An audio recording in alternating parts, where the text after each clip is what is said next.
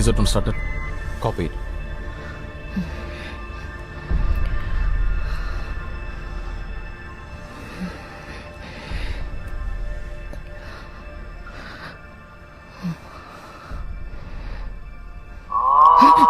Ma'am, I told you to switch off your mobile. Sorry, I forgot. You want me to hold it for you, ma'am? No, పర్వాలేదు. Yeah, copy. President will be here in a minute. Stand up, ma'am. Step forward. Ma'am, here.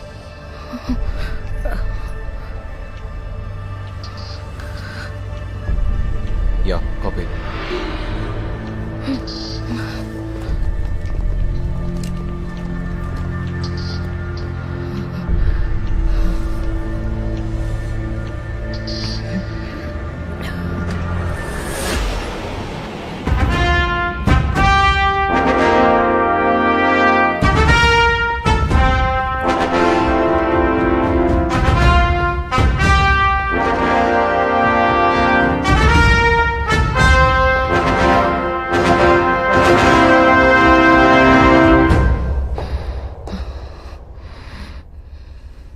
नमस्ते.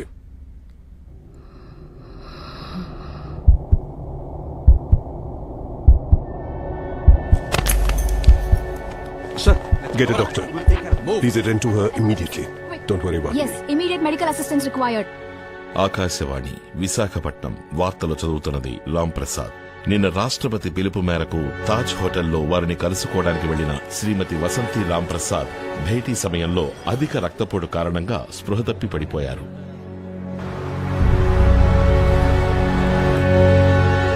తాళి కట్టించుకున్న తర్వాత ఇప్పుడే తల వంచుతున్నావు అనుకుంటా.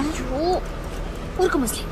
ముసుగేసుకుంటే మొహాన్ని మాత్రమే దాచగలవు. నీ న్యూస్ టీవీ రేడియో అన్నిట్లోనూ వచ్చిందిగా. పొరువు తీకు. మరి నువ్వు చేసిన పనికి సన్మానం చేయమంటావా?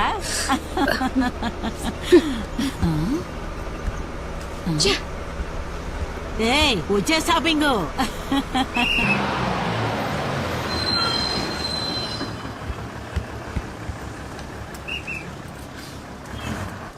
కలెక్టర్ ఆఫీస్కి వెళ్ళాలి. కలెక్టర్ ఆఫీస్ పక్కనేగా ఉంది, నడిచెళ్తే 2 నిమిషాలు పట్టుద్ది. నా కాలికి దెబ్బ తగిలిందండి, కొంచెం డ్రాప్ చేయండి. సరే కూర్చోండి.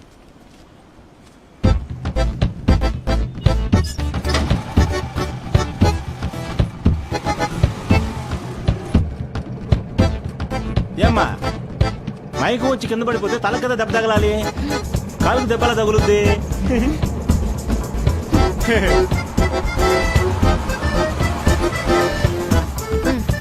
తీసుకో.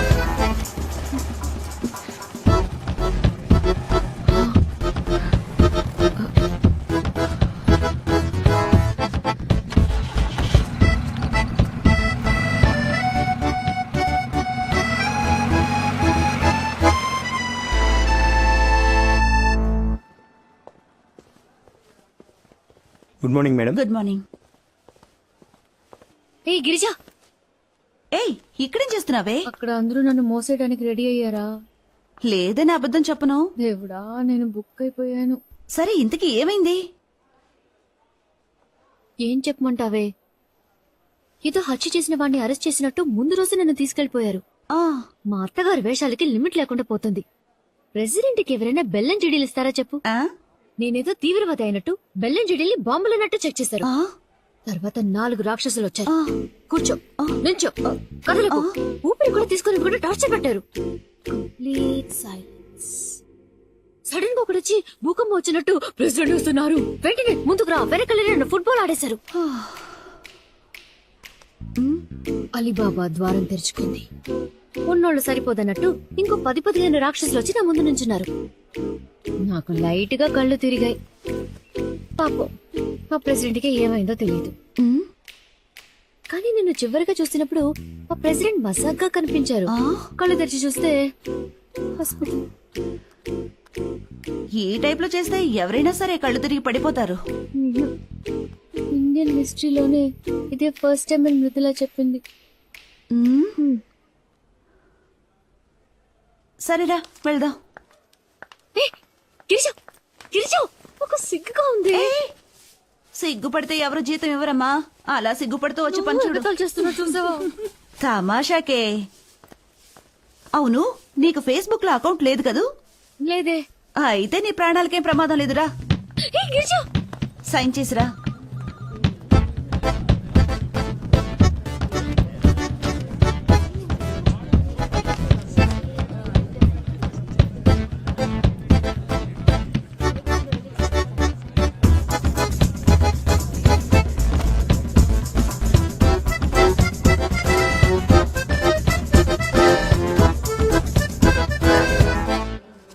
మరి 174/18 అదేమైంది? అదెక్కడయ్యా? సిస్టర్, ఇదిగో ఇక్కడ ఈ నెంబర్ చూడవయ్యా. Good morning. Good morning. మరి ఇక్కడ వేరే సర్వే నంబర్ ఉందయ్యా. ఇది చూడు, ఇది 136 కదా. డిఎంఓ ఆఫీసు నుంచి సర్క్యులర్ వచ్చింది. ఇకపై అన్ని ఆఫీసులను emergency box, first aid kit అన్ని ఉంచాలని చెప్పారు. ఎందుకు? అలా అని ప్రెసిడెంట్ గారే అన్నారు. యూట్యూబ్ లో కూడా వచ్చింది. వీక్ గా ఉన్నవారు సిగ్గుపడకుండా హెల్మెట్ పెట్టుకుంటే సేఫ్ అని. ఆయన ఈ దేశానికి మొదటి పౌరుడు, వయసులో పెద్దవారు. ఆయన కాళ్ళ మీద పట్టడంలో తప్పులేదే, కానీ అక్కడే పడుకుని పోవడం తప్పు. మరి భారత ప్రధాని అటల్ బిహారీ వాజ్పేయి తమిళనాడులో చిన్న పులేమ కాళ్ళ మీద పడ్డారు. ఎందుకో యూట్యూబ్ లో మీరే చూడండి. చూసి ఫేస్బుక్ లో షేర్ చేయండి. మధ్యాహ్నం భోజనం అయ్యాక మీ సీట్లలో సొమ్మసిలేగా పడుంటున్నారు. ఫస్ట్ ఎయిడ్ కిట్ కాదు, అంబులెన్స్ కు ఫోన్ చేస్తే సరిపోతుంది.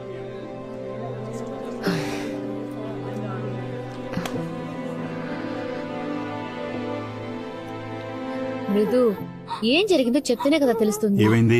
విషయం ఏంటో చెప్పకుండా ఏడుస్తూనే ఉంది మావయ్య. ఏమ్మా? ఎందుకు ఏడుస్తుందో చెప్తేనే కదా తెలుస్తుంది.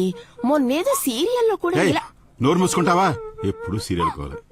మృదులా, మావయ్య, మృదులా, నేను శేష్మాన్ని అడిగి కనుక్కుంటాను. నువ్వెవరిని ఏం అడగక్కర్లేదు. నేను రేపు నుంచి స్కూల్కి వెళ్ళను. ఏం మాట్లాడుతున్నావు? చూడమ్మా, అమ్మతో ఇలా మాట్లాడొచ్చా చెప్పు. ఆ? నా ఫ్రెండ్స్ అందరూ నాతో మైకో వచ్చినట్టు యాక్ట్ చేస్తున్నారు. ఇన్సల్టింగ్ గా ఉంది. సరే ఏడవకు, కావాలంటే నేను వచ్చి ప్రిన్సిపల్ తో కంప్లైంట్ చేస్తాను. అదేం అక్కర్లేదు. ఫేస్బుక్ లో వసంతి మైకోన్ ఒక పేజ్ ఉంది. దాని గురించి ఎవరితో కంప్లైంట్ చేస్తారు? ఇప్పుడు దాకా 1 lakh లైక్స్ వచ్చాయి. మీరే ఓపెన్ చేసి చూడండి. అందరూ ఐర్లాండ్ కి బస్ లో వెళ్తావా, ట్రైన్ లో వెళ్తావా అని అడుగుతున్నారు. అందరికీ వాళ్ళ అమ్మలంటే గొప్ప. నువ్వే నా పరువు తీసి పారేస్తున్నావు.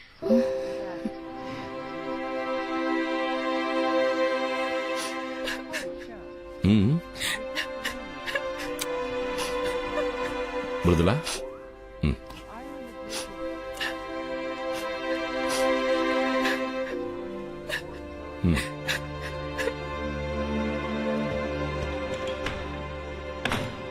ఇప్పుడే తను ఇంత సెన్సిటివ్ గా ఉంటే రేపు నిజంగా ఏదైనా ప్రాబ్లం వస్తే దాన్ని ఎలా ఫేస్ చేస్తుంది? అందరి జీవితానికి ఫేస్బుక్ డిసైడ్ చేసేలా ఉంది. ఛే,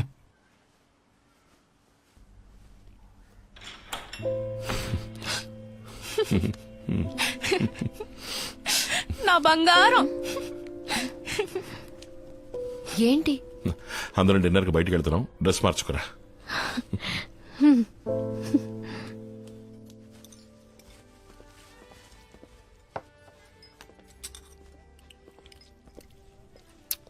ఏంటది? Death by chocolate. డెత్తా? వైలెన్స్ చాక్లెట్ దాకా పాకిందా? మేమందరం స్కూల్లో చదివేటప్పుడు పుల్ ఐసు, ఐస్ ఫ్రూటే. అది ఇంటికి తెలియకుండా తింటాం. తెలిస్తే బడిత పూజే. నేనెంత తినలేనండి, మీరు కొంచెం తీసుకుంటారా? అయ్యో నాకొద్దు. నేనున్నానుగా, నీకెంత కావాలో అంత తినమ్మా.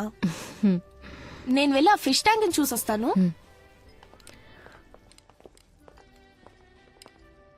జాగ్రత్త మృదు. ఆఫీస్లో నా వల్ల మీరు మాటపడ్డారా? సారీ.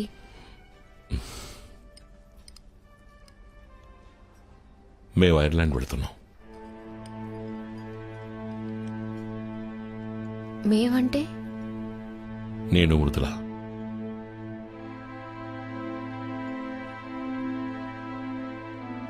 తను టెస్ట్ రాయాలి. అందులో పాస్ అయిపోతుందనుకో. స్కూల్ రికార్డ్స్ లో ప్రోగ్రెస్ బాగున్నందువల్ల వేరే ఏ ప్రాబ్లం ఉండదు. స్కూల్ పక్కనే ఒక 2 bedroom ఫ్లాట్ చూశాను. అక్కడ కంప్యూటర్ ప్రోగ్రామర్స్ కి పెద్ద డిమాండ్ లేనందువల్ల బిగినింగ్ లో కొంచెం స్ట్రగుల్ గానే ఉంటుంది. పర్వాలేదు. పోతే అమ్మ నాన్న ఇక్కడ ఒంటరిగా ఉన్నారు కదా, కొద్ది రోజులు పోనీ. నాకు బెటర్ జాబ్ దొరికిన తర్వాత, నీకు ప్యారల్ గా ఉద్యోగం దొరికిన తర్వాత నేను తీసుకెళ్తాను. అదెప్పుడండి? 1 సంవత్సరం? 2 సంవత్సరాలు ఎప్పుడో తెలియని అన్నేళ్ళు నేను ఆఫీస్కు వెళ్ళడం తిరిగి రావటం అంతేనా? ఇప్పుడు అత్తయ్య మావయ్య ఆరోగ్యంగానే ఉన్నారు. మీరిద్దరు మాత్రమే నా ప్రపంచం. ఎవరి కళ్ళకి నేను అడ్డు రాను. మృదు లేకుండా నేను ఒక్కదానే ఉండడం ఊహించుకోలేకపోతున్నా.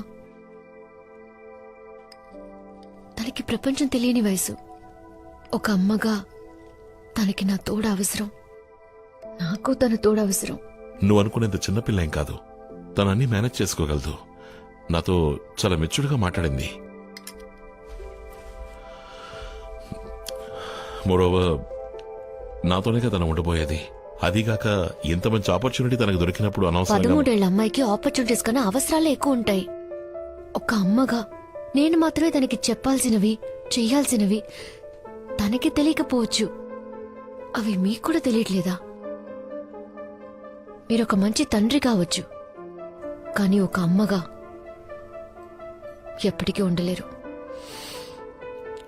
వసంతి, ముందు పాతకాలం సెంటిమెంట్స్ అన్ని వదిలేసి కొంచెం ప్రాక్టికల్ గా ఆలోచించు. అమ్మ నాన్న పిల్లలు అన్నదే కదా జీవితం. అదెప్పుడు పాత సెంటిమెంట్ అయింది? ఇంటర్నేషనల్ స్కూల్లో సిలబసే జీవితం అయితే నా కూతురు కదొద్దు. నా కూతురు నాతోనే ఉంటుంది. ప్లీజ్. నువ్వు మాట్లాడిందే చివరి వరకు మాట్లాడతావు నాకు తెలుసు. తనక్కడ చదువుకోవాలని ఆశపడుతోంది. ఒక తండ్రిగా నేను అది చెయ్యాలి. ఈ టైంలో వదిలేసి వెళ్ళిపోయి తనకేదైనా జరిగిందంటే ఏ తప్పు జరగకుండా నేను చూసుకుంటాను. నాకు ఆ నమ్మకం లేదు. 4 గోళ్ల మధ్య తను ఇంకో వసంతి అయిపోకూడదని నాతో తీసుకెళ్లిపోతున్నాను. బరువు బాధ్యత అని ఇక్కడే కొట్టుమిట్టాడకుండా, పద్ధతులకి బానిసైపోకుండా తను ఈ ప్రపంచాన్ని చూడాలి. స్వేచ్ఛగా బతకాలి. తనని వదిలేసి